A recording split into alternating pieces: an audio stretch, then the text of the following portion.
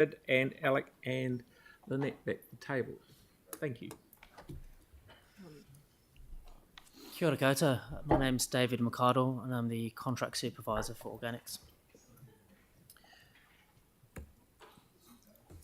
So we're here today to talk about a short-term solution to manage the city's green bins, the Kerbside organics that's collected, until a permanent solution is operational.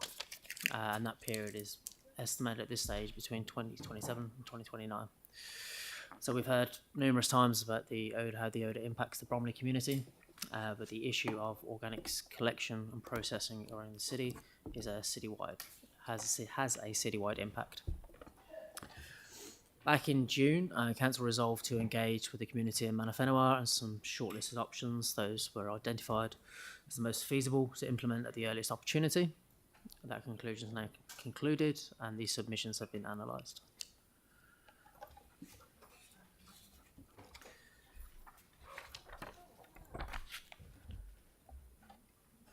We have some information on the slide about the background of the OPP I'm sure we're all very familiar with, which has led to where we are today.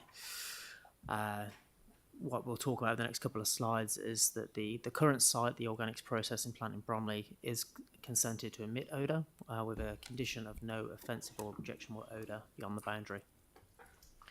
What's led to where we are today is ECAN officers have assessed offensive and objectionable odour beyond the boundary on 6 dates ranging between December 2022 and March this year.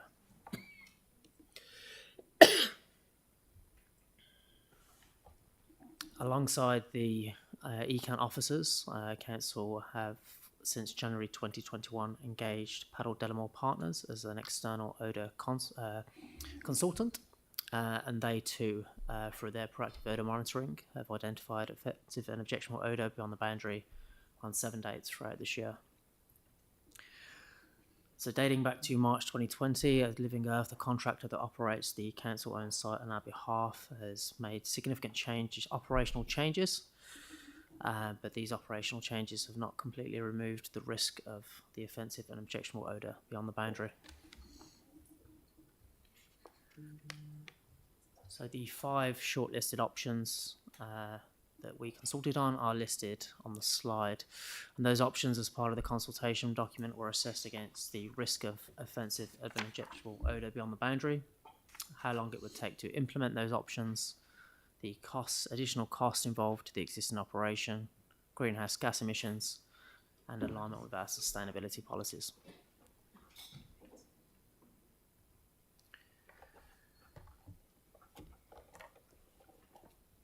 So I'll go through this very high level. We've presented a detailed analysis on the consultation results, and we've listened to deputations from the public on those results. But from the citywide public consultation, option 5 of partial processing was the preferred option, with option 2, sending the material directly to landfill, was the least preferred option. What we could take away from the consultation was there was a strong preference to still compost most of our mixed curbside organics. Other considerations and concerns that the public expressed were about the financial impacts, the impact on rates, and environmental. Focusing more on the Bromley community, neighbouring the OPP, they were all united on action being taken, but there was some differing views on the best approach. For the Bromley community, option 2 of sending the material directly to landfill was their preferred option. But through the scoring system that was applied, where the submitters had the opportunity to rank the options 1 to 5, option 5, the partial processing, which was the preferred option for the citywide, achieved the highest ranking through that system.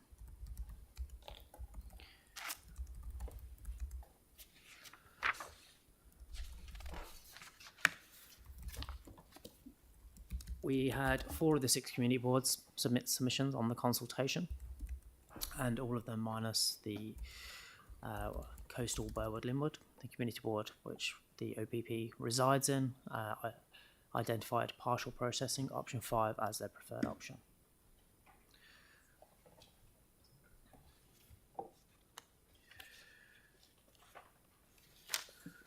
As resolved, staff engaged with Mana Whenua to understand their views on the consultation documentation that was sent out to the community. and the advice I received is up on the slide.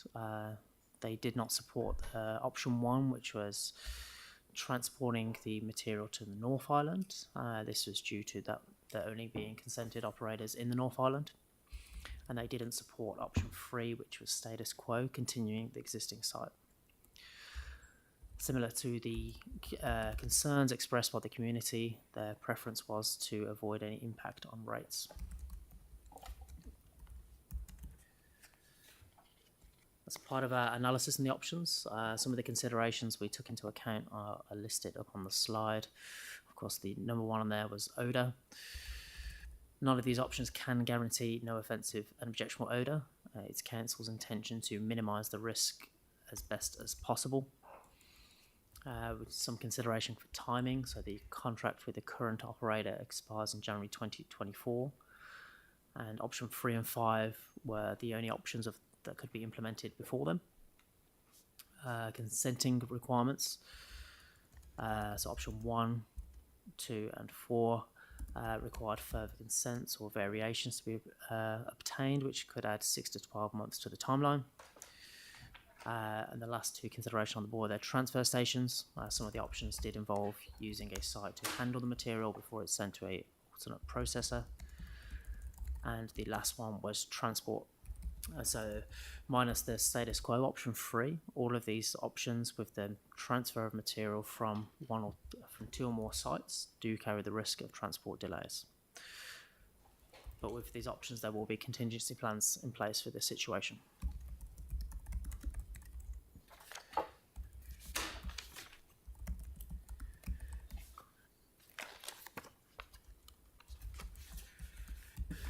Coming to staff's recommended option for the interim management of the city's curbside organics. It is option 5 of partial processing, with the second stage processing being at Cape Valley landfill. So the reasons that we are proposing this as our recommended option are listed on the slide, based on assessment done by odour consultants, Paddle Delamore Partners. If this option is executed successfully, there will be no outdoor storage, and they believe this to present nil risk of offensive of an ejectable odour beyond the boundary. It had the lowest greenhouse gas emissions of the options. Overall, from the community, it had the support based on the feedback we received through the consultation. It was the quickest option to implement, estimated at this stage to be April 2024. And in terms of cost, it had the lowest cost of the options presented, except for status quo to continue operating, of $276,000 per annum, and that has been requested through the long-term plan. So breaking down what that recommended option looks like, so the first of 2 stages would be at the current site in Bromley. The operation there would be all completed indoors inside the processing hall. And in comparison to the existing operation, there'll be no movement material between different buildings, such as the processing hall and screening shed. The key risk that the work that Paddle Delamore Partners have identified is the odour risk of outdoor storage of material. With this recommended option, the intention would be to clear any material being stored outside at the current facility, and workers began to start this. One risk we have identified is, as mentioned for all of the options, is the risk of transport delays. There might need to be a temporary storage outside, but the intention is to avoid this. And for the second of the 2 stages, we've had a proposal from the current contractor Waste Management to complete this second stage at Cape Valley landfill. So at the current site, the material will be loaded directly into trucks inside the processing hall from the tunnels, and then transported to Cape Valley landfill. There it will be matured in windrows, screened and sold as compost. So in terms of consenting for this, the second stage processing, it is in the permitted activity for the landfill. Transwaste, who operate the site, are currently applying for a variation to their resource consent for the increased truck volumes. As I kind of touched upon on the last slide, so work has begun to clear the site already to manage the current peak season that we are partway through. until this second stage processing is completely set up at Cape Valley. That material is being used as a landfill capping.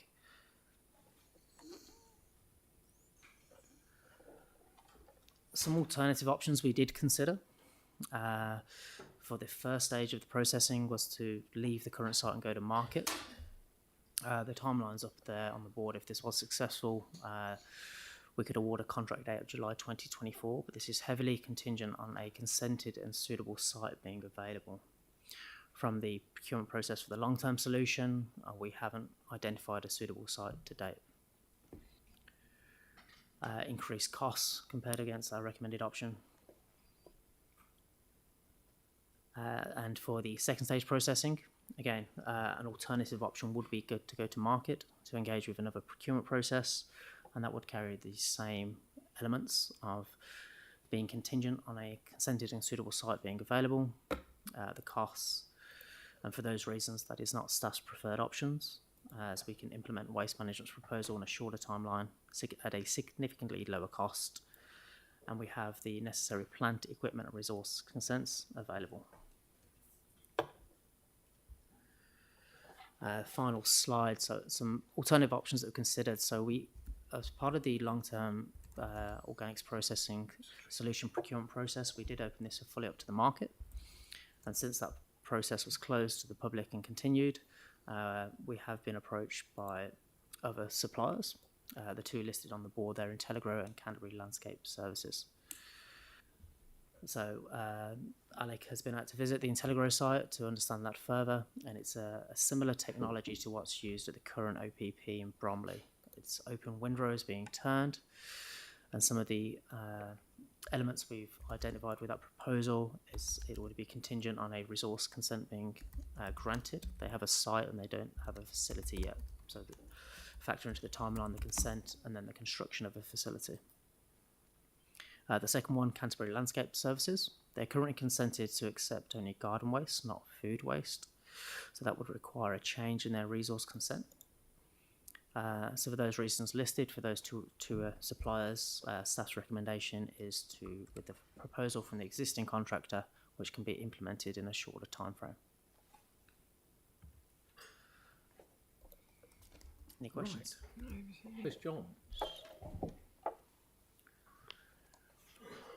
Yeah, Councillor Johansson. Yeah, thank you. So just reading the Mana Te Ora submission, they say that one of the risks around the option of the first stage processing remaining at the site is the lack of storage and capacity in the peak season to go into the tunnels.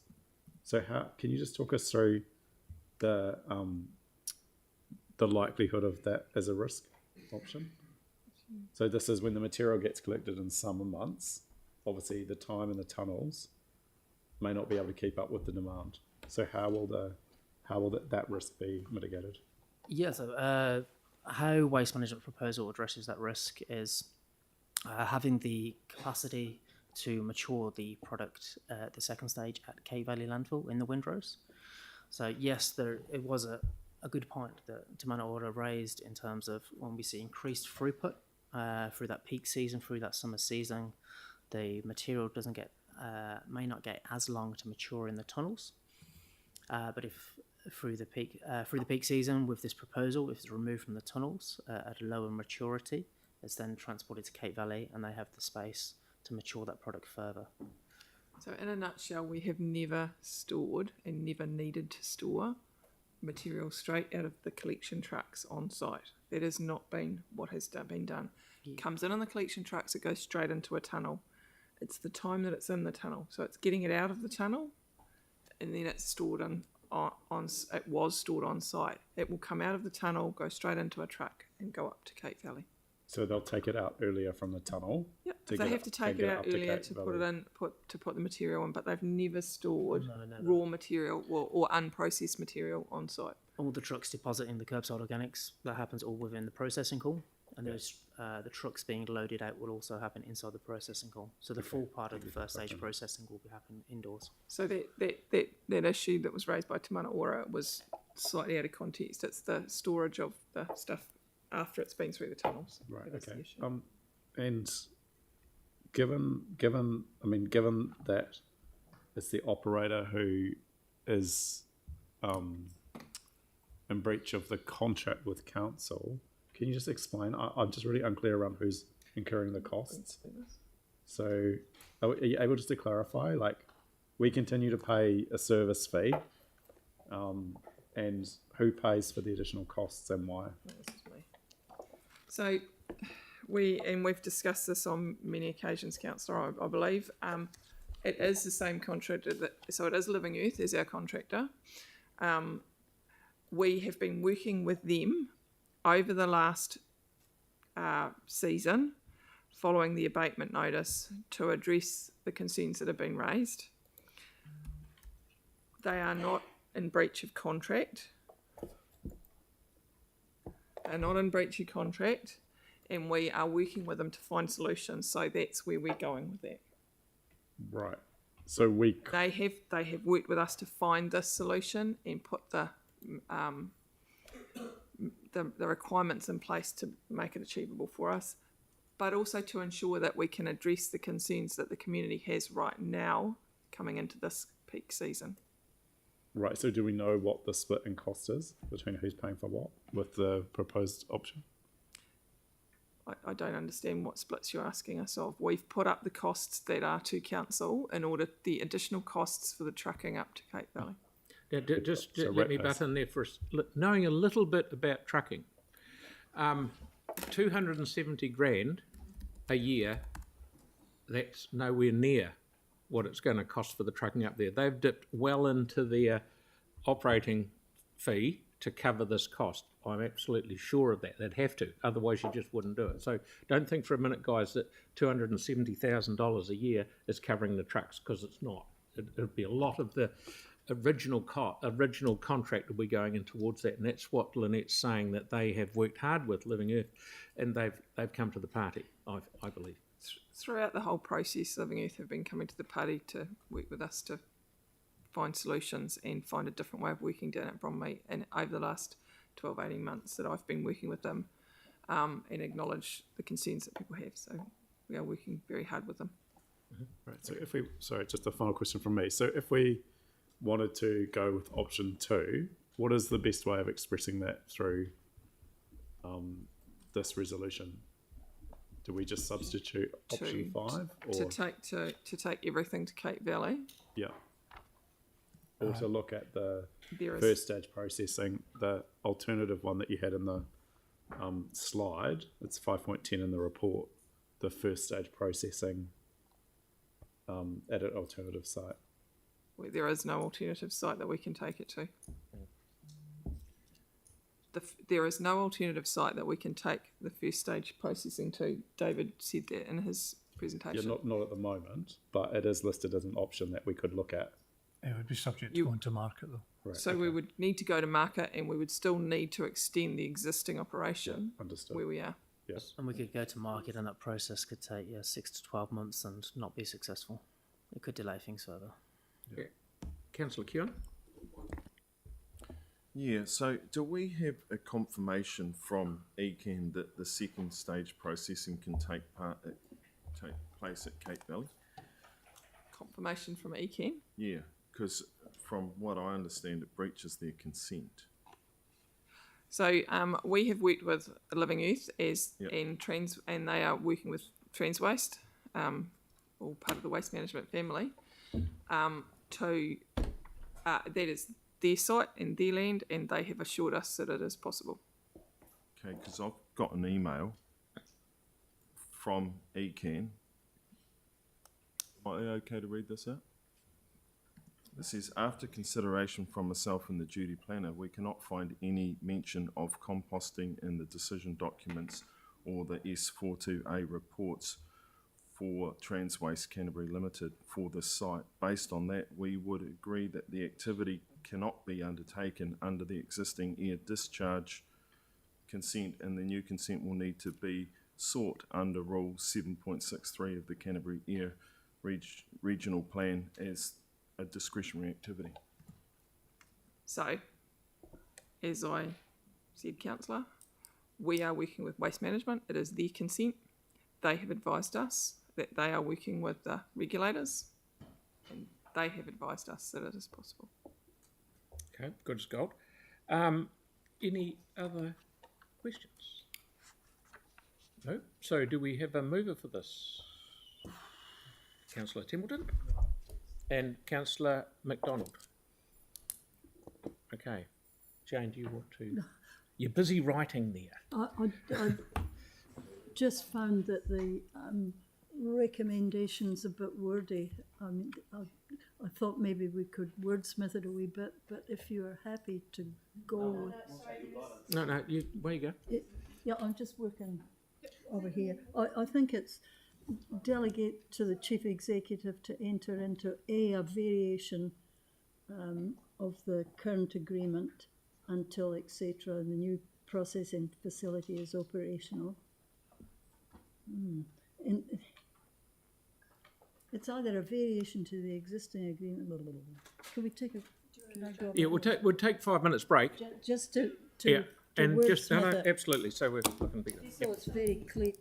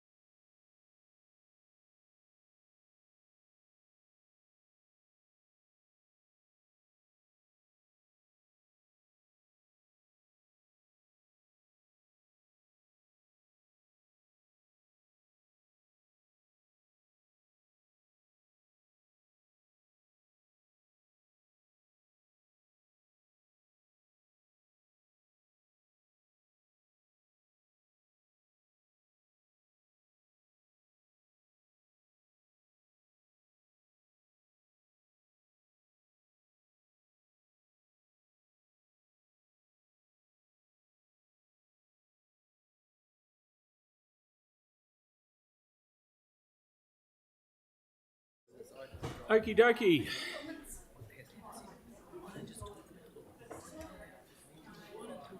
Sorry about that, guys. We just needed to tidy up do a bit of housekeeping on the notes, and Jane has done her work there, which is good.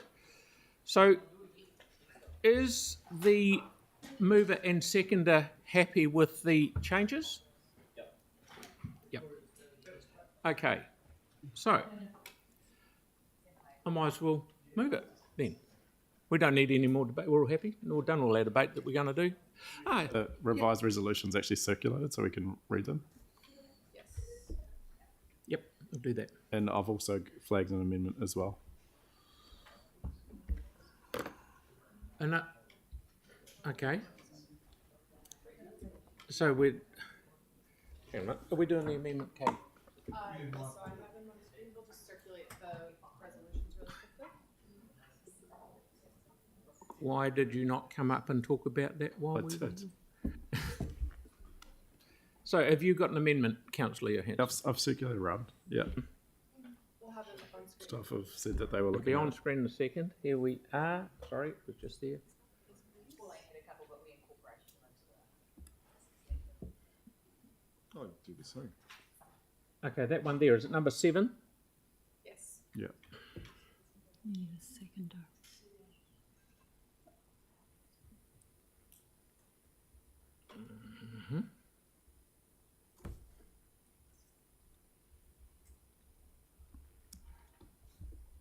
Righto. Have you got a seconder, Yanni?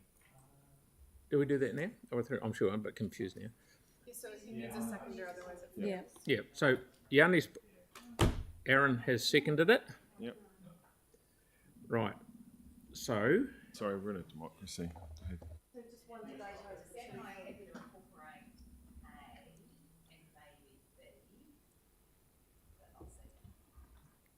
Oh, it kind of does nothing then, doesn't it? That's right. Yeah.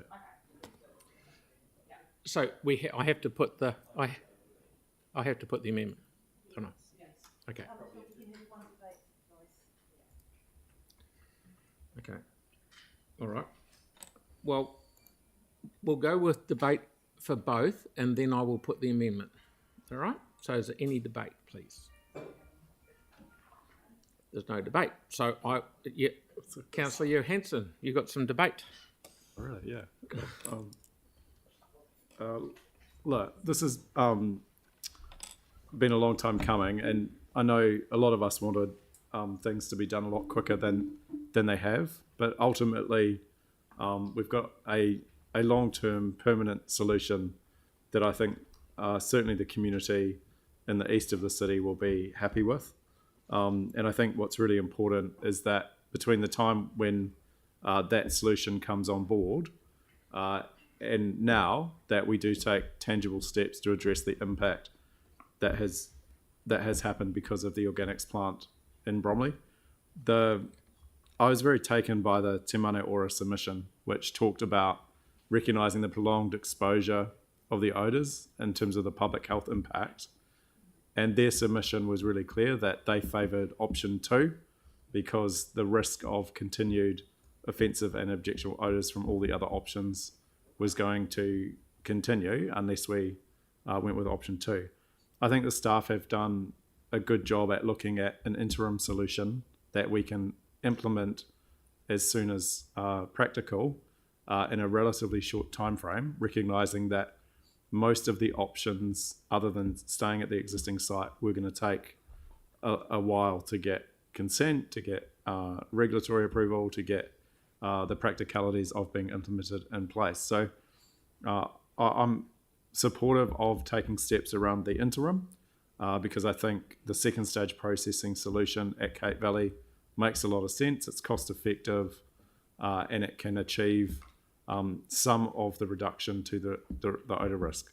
But I am concerned that if that doesn't work, and I know that there's a number of concerns in the local community around things like the biofilter, things like the opening and shutting of the doors, and I know that there's been repeatedly reassurances given by council and by others in terms of the operator around things that are going to improve the situation. since the adaptive management plan was put in place. And for whatever reason, and very, very much to the frustration and concern of us all, instead of things improving when we said that they would, they got worse. So over the last 2 years, there's been a huge number of non-compliances at this current site. The problem did not get better, it got worse. And that was when we were telling people that what we were doing was going to make a difference. So it's hard for the community to trust us, and that's why I think we need to adopt 7A, B, and C, which is that we will continue to investigate the immediate closure of the plant, and we will continue to seek an alternative site for the first stage processing while continuing to progress that second stage processing at Cape Valley. There's really no words that we can say today that is going to help heal the local community with the harm that's been caused over more than a decade. But what we can do is give hope that we are listening to what they're saying and that we are going to commit to doing what's right by ultimately moving this plant from this community and putting it into a more satisfactory situation. So I think as we move forward, we need to recognise that the journey is not over. This is a major milestone today, but we're still not at the end of the journey of making things right in the local community. We need to continue to monitor and work hard. And we also, I think, need to recognise that, you know, it is inherently unfair that the ratepayers are picking up the cost of what is effectively a private contractor who we're paying to deliver a service not being able to be compliant within the conditions of the consent. And so that's is damning on the regulator as it is on the operator, and as it is on us allowing that to continue for so long.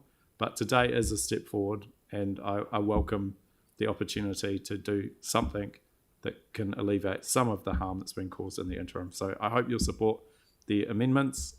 Just remember the words that were said by the chair of our local community board and the letter that was read out by our deputy chair. I thought our chair of our community board gave an excellent summary of the situation, and I was, you know, obviously impacted deeply by the letter and the names of the people that have been impacted in the local area.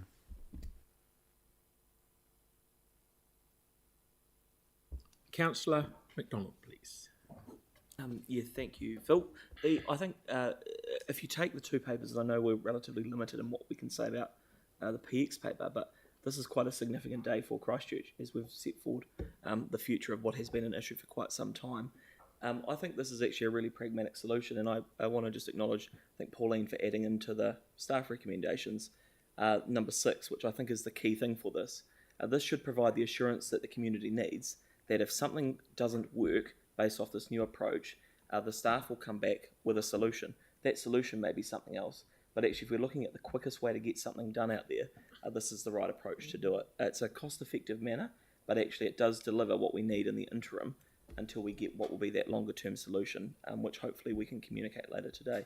So I think this is actually a really, really good step forward. I acknowledge Paul and the team who have put up with this for quite some time, but I hope they can take from this actually that we have landed in a position going forward that will benefit that community for literally decades to come. I think if people can, I guess, put that trust in us, that actually we've got a mechanism in place to minimise that risk for the time being, noting that we haven't let anyone off the hook, because should something arise, the council staff will be back at this table with a please explain around what we can do to fix it in the interim. So that will be happening. I'm not going to support the amendments because I think actually they're a noting provision that just says note with concern. People have been concerned about this for quite some time, and I think actually we need to move from just noting we're concerned to delivering something for the community. So I'm not sure that actually achieves anything at all when we've got a pragmatic way forward. And I would just hate for it to be conflated publicly that we aren't concerned for that community, because everyone around this table and the entire organisation have been worried for some time and have set upon a path to deliver a good outcome for that community. So I'm not actually sure noting with concern is going to achieve anything today when we just need to move forward with an outcome for that community. So yeah, unfortunately I won't support the amendments or the amendment, but obviously very supportive of the approach, noting that if anything does crop up, the council staff will be back at this table explaining to us what they're going to do to fix it in the interim. Thank you. Councillor Cotter. Yes, well, similar vein. Look, I think the prolonged exposure and the terrible effect it's had on the community there. And I think that, you know, I think number 6 actually does cover what you're trying to do there, Councillor Johansson. And I think that asking staff to put resource into investigating another site for first stage is potentially unnecessary at the moment because of what Councillor MacDonald alluded to, that there may be an imminent solution for a permanent site coming up. So I don't think it's necessary to have the amendment there, and I think that, so I won't be supporting that. And I think that the Bromley residents themselves were actually comfortable with us actually doing what we're doing to keep some of it happening at Bromley and the second stage going out to Cape Valley.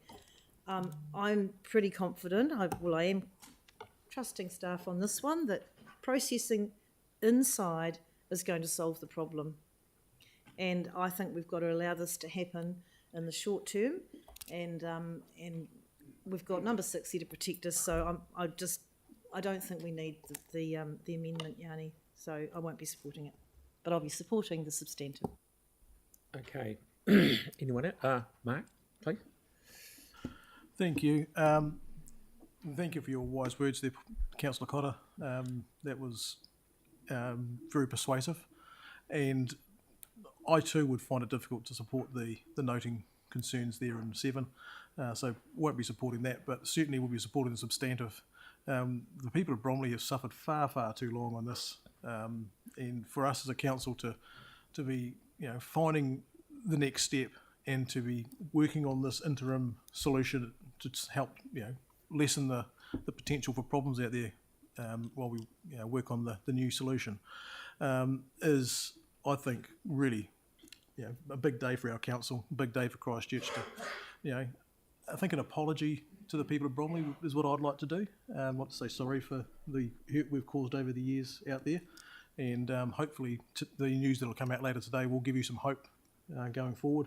I'm certainly very hopeful, and you know, I think that the fact that the second stage going to Cape Valley for a really positive purpose of helping to remediate and cap off the landfill is, I think, it's a great use of a resource. So there's almost a case of where's the negative in this one, and really hopeful that the indoor processing solution for the first stage and having it all enclosed will, you know, lower any risk for us. And look, if there does prove to be any ongoing offensive and objectionable odours, then of course, you know, as an organisation, we'll step back up and do everything we can to get this solved.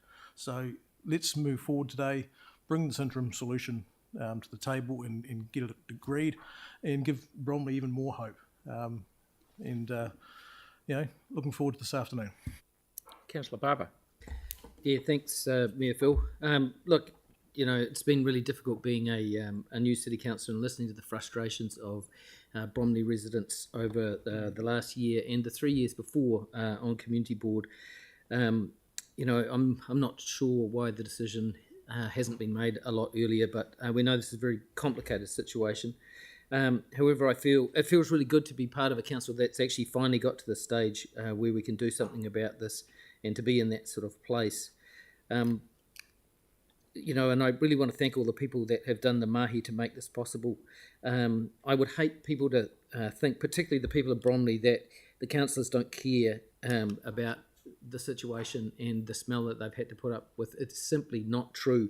We do care, but this has been a very complicated, long sort of process, and to get to this point, a huge amount of work has had to go in, and it's been done as quickly as could possibly be done. And yeah, I think that you know, using Cape Valley is a really good option. We'll capture the methane. Cape Valley is an outstanding facility. People come from around the world to have a look at it. It captures the methane. It powers homes, some 3,000 to 4,000 homes through its generators. So I think we can feel pretty positive about this. Thank you. Councillor Henstock. Wasn't aware that I jumped a queue. Was there someone else before me? Was there someone else before me? Yeah, me. I'll do it. No, you can. That's okay. Look, thank you, Mr. Mayor. my strong preference early in the process was to close the facility immediately. And like Councillor Johansson, I was greatly influenced by the submission of mana te ora some weeks back when I first looked at that. I've moved on since then, but still recognise the significance of that, and I recognise that there's no perfect interim solution that's going to satisfy everyone, and I'll be pleased when we're able to talk about and share the long-term options for our city going forward. Balancing the immediate needs of the affected community and the long-term needs of the city is a really complex endeavour, and many people have touched on the complexity of the whole issue. So I was trying to work through all those, and I think when you actually list what those complexities are, people can then perhaps understand the significance of how difficult this was for everybody, and no solution that's perfect. We've got environmental impacts, we've got logistics, we've got operational efficiencies, all the while protecting the public purse. And then, dare I mention, we've got our own strategic priorities we have to look at. We've got legislative, we've got regulatory requirements, we've got policy frameworks, we've got planning instruments. The list just goes on and on and on. It is really complex. And so I wanted to thank our staff who have worked really hard through this endeavour. And so I think we've got to look at it pragmatically, and I think that the transitional provisions that we've got here and the recommendation, the substantive recommendation, is appropriate, and I'll be supporting that today. Yep. Councillor Keogh? Yeah, I'm not overly happy with where we've got to today, or how we got here, to be brutally honest. I grew up in this neighbourhood, just around the corner from here. I went to Bromley Primary School. That's no secret. I still have a couple of businesses in the area. Didn't start them back then. It was a lot later. But I call into the garage across the road from the OPP most weeks, and to Dyers Road Landscape Supplies. So I'm down there all the time. I have smelt this multiple times. I agree that we should have closed it. I don't agree with point 6, that staff should report back to council with urgency any odour issues. I'll go a step further. I'll say to the people of Bromley, when you smell it, if you smell it, and hopefully you don't, I'm hoping that what we sign off, well, what the council sign off today actually does stop the smell. But if you do smell it, my phone number's on the council website. It's 021 822 766. Text me or call me. I'll come out day or night, and I'll put my nose on it, and if it smells, I'll then do a notice of motion at this council that we then immediately close the plant, because we've let them down again. I've got no problem making that promise in this chamber right now. So if you smell it, I'll come out. If I agree with you, I'll then do a notice of motion. So that's the best I can offer, and I make that offer. I'm here most of Christmas and stuff, so if it's any of those times, I will still come out, no problems at all. But we've been through this too many times. I still have too many doubts over, like the email I sent earlier, why another organisation who put up a solution couldn't do it because they didn't have a consent, and from the information I've got, neither does Cape Valley. So I still have some doubts over what we are signing off, and I do hope it does stop the smell, because there are enough pros in this to make it better than what they currently got or had. But one breach was enough, and these people have put up with, I would say, tens if not hundreds of breaches, and that's unacceptable. And you can have all the legislation in the world you want, but if it's never ever backed up, if no one ever comes out when you can smell that hideous smell coming over your fence, keeping you awake at night, making you go sleep in a car, then legislation and rules and resource consents and that are literally a load of rubbish. That's all they are, if they're not backed up by action. And today is hopefully an action, and I've made my promise to the people of Bromley. I will keep it, so once will be enough.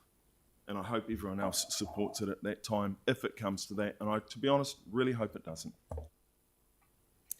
Okay, right down to the last second. I'll just have a... I'm in the same school as Jan. I'll just say a couple of words. I won't support the amendment because it's covered in 6, and we won't have to request staff to report back to us.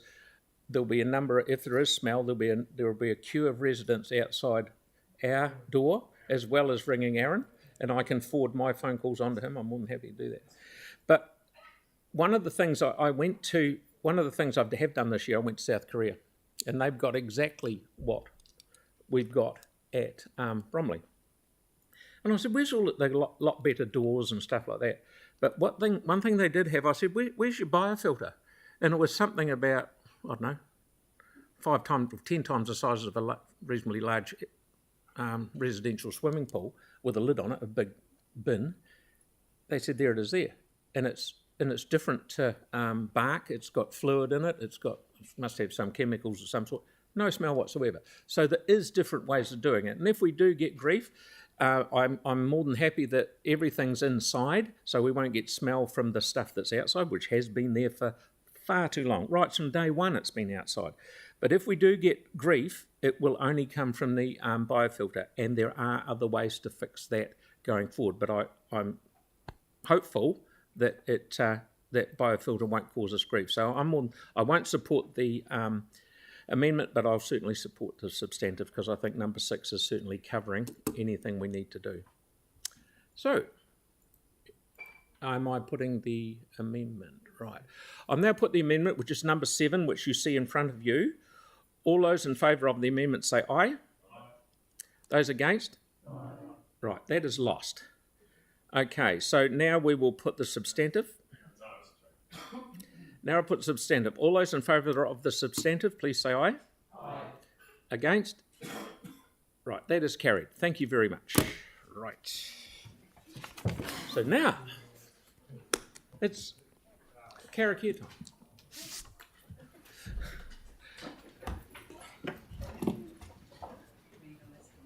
Go Yanni. Go Kelly. Yeah. Tafu. Iwata, Hara, Ai, Ai, Homi, Huye, Tahi. Thank you very much, everyone, for your attendance. It's brilliant.